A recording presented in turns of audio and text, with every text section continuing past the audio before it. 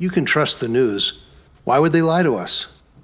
What happens if the person you go to for the truth lies to you, or shades the truth because the facts don't fit with what they want the story to be?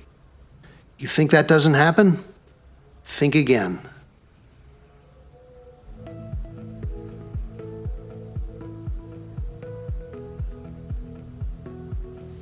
Welcome back, and thank you for wanting to know the facts and the truth.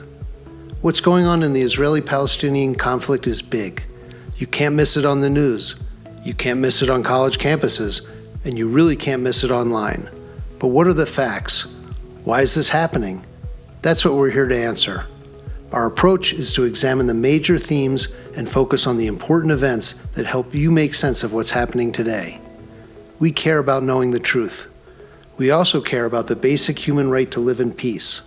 We care about ending the suffering. We care about finding justice. And we think you're here because you do too. The only path for us then is to go after the facts and be open to what they show us. Life can be beautiful without hatred, violence, and war, and maybe the way there starts with better understanding each other. Better understanding the Jewish people, the Palestinian people, the history of their conflicts and past peace efforts, and some of the major issues standing in the way of forging real peace. What the Hell is Going On in Gaza is a 9-part series made up of 30 episodes, each designed to help you understand a different but important part of the picture. Here in Part 7, we'll continue looking into the things that make the situation much, much worse. They are real problems that have a really significant effect. Here's what we're covering. Episode 25, Religious Extremism. Episode 26, Irresponsible and Biased Media. And Episode 27, the United Nations and NGOs. Here in Episode 26, we'll look at a second factor that is making things worse, the irresponsible and biased media. Let's get started. Rightly or wrongly, the Israeli-Palestinian conflict creates extraordinarily strong feelings, not just on both sides, but across the world. This means that what's reported by the media can have immediate and significant consequences. It can outrage people, even cause protests and riots. In this kind of environment, there's no room for biased reporting or just getting it wrong. Unfortunately, that's exactly what keeps happening, and it's doing real damage. Throughout this war, and in fact for many years before, the press has too often been reckless and one-sided in their reporting. Here are a few examples. 1. Reporting Hamas-provided casualty numbers that are clearly false without mentioning their source. 2. Employing reporters and photographers who participated in the October 7th attack by Hamas and relying on their reports. 3. Baselessly reporting that Israel destroyed the Al-Shifa hospital, then taking weeks to correct the record, long after violent riots against Jews occurred across the world. 4. Reporting the lies of NGOs like Doctors Without Borders who pretended to have no knowledge that Al-Shifa hospital was used as a terrorist base. 5. Calling the exchange of Israeli civilians, women and young children, kidnapped to Gaza for tried and convicted Palestinian terrorists a hostage exchange. And 6. Reporting other proven lies, such as claims of the IDF harvesting organs or raping Palestinian girls, even training dogs to rape Palestinian women. These things haven't happened once or twice. They haven't happened occasionally. They've happened repeatedly. False and biased reporting doesn't save lives, it kills people. It is reckless and cynical, and it's morally wrong. An explosion at Alamy Al-Arabi hospital in Gaza was immediately blamed on Israel. Hamas's claim that many hundreds of civilians were killed in the strike was immediately reported across the globe. Israel showed that the real cause of the explosion, in a parking lot near the hospital, not on the hospital itself, was a failed rocket launched by Palestinian Islamic Jihad, not an Israeli airstrike.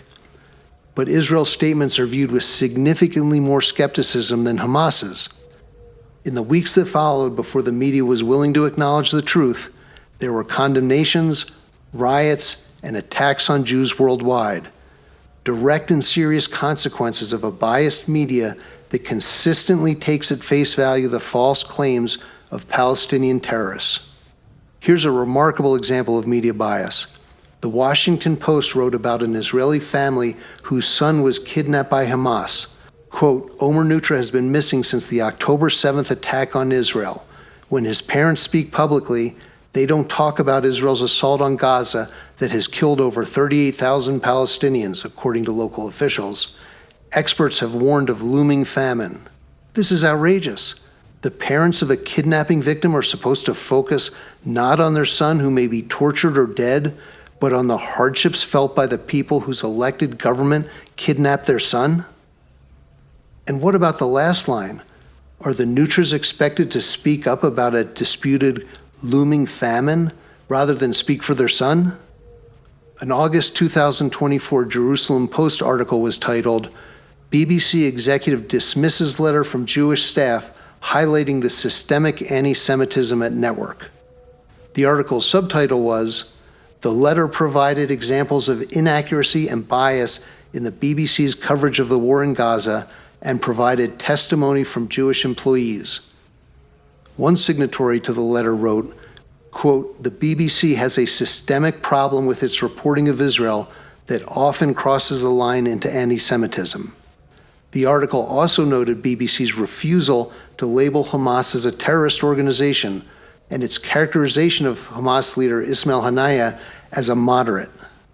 The media watchdog group Honest Reporting has identified numerous examples of media bias against Israel. In this case, when Israel retaliated against the Houthis for their hundreds of rocket and drone attacks, which caused destruction and death in Israel, some in the media called Israel's actions an attack.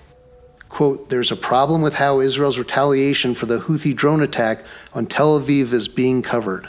It is eerily similar to how reports on Gaza are covered, by legitimizing a terror group and leaving out important context. Some publications, like the unashamed UPI, chose to headline their Sunday article by calling Israel's retaliatory strike on a Houthi military target in the city of Hodeidah that is used to smuggle Iranian weapons as an attack. This wasn't a random attack, obviously. Honest Reporting also highlighted a New Yorker article that cast doubt on Hamas's sexual violence against Israeli civilians and asserted Israel was weaponizing such claims for its own benefit. Referencing the New Yorker's article, they reported, quote, in What We Know About the Weaponization of Sexual Violence on October 7th, it becomes apparent that Gessen is not, as any reasonable person might think, commenting on how Hamas used sexual violence as a weapon of war during its October 7th invasion.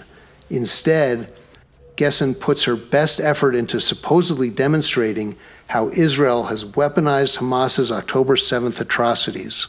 Honest Reporting also exposed the terrorist ties of a CBS News journalist in Gaza, reporting that he, quote, praised terrorists at an official event of the Popular Front for the Liberation of Palestine and had contacts with terrorists as a member of the Gaza City Municipality Council. You may have seen that there was a lot of media coverage around the death of Palestinian Walid Daka in an Israeli prison. CNN's headline was, quote, terminally ill Palestinian prisoner dies after 38 years in Israeli custody. The world was outraged. The Washington Free Beacon, reporting on media bias, challenged CNN in an article titled, A Mostly Peaceful Castration. CNN eulogizes a terrorist. Here's what they wrote. Quote, here's how CNN reported the death of Walid Daka. Quote, terminally ill Palestinian prisoner dies after 38 years in Israeli custody. That was only slightly better than Amnesty International's description of Daka as, quote, a 62-year-old Palestinian writer whose death in prison was, quote, a cruel reminder of Israel's disregard for Palestinians' right to life.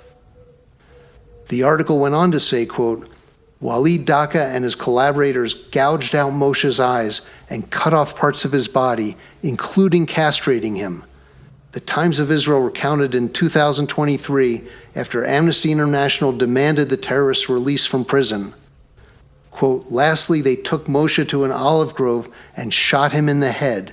His corpse was left there to be found. Here's another example.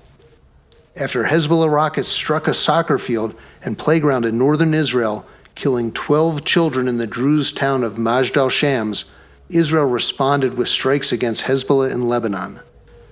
However, the Washington Post headline on its front page made no mention of Hezbollah's horrific attack, saying only, quote, "Israel hits targets in Lebanon." The Washington Post later apologized for not providing sufficient context, but that hardly offsets the damage done. The official exit count of the Israeli embassy in the U.S. wrote, quote, "Even with a photo from the funeral of an Israeli child killed by Hezbollah, Washington Post chose to frame Israel as the aggressor in the headline. Shameful journalism."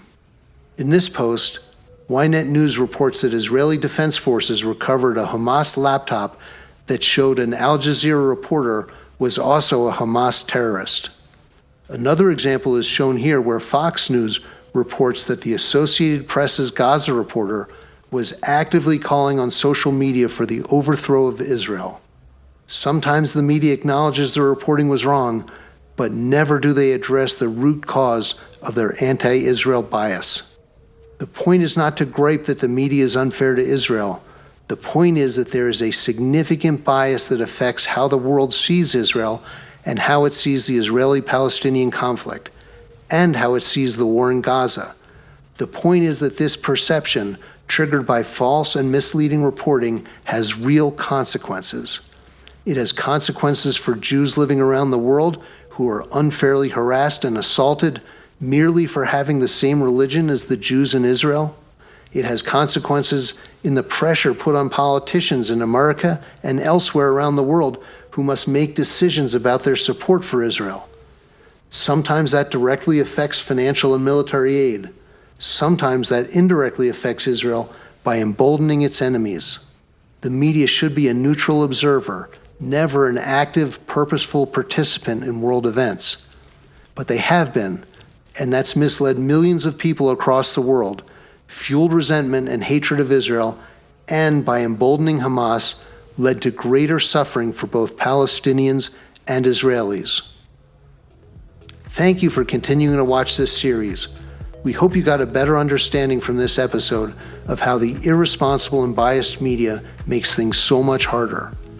If you'd like to leave a comment or get in touch, visit our website at www.getthefactsmiddleeast.com.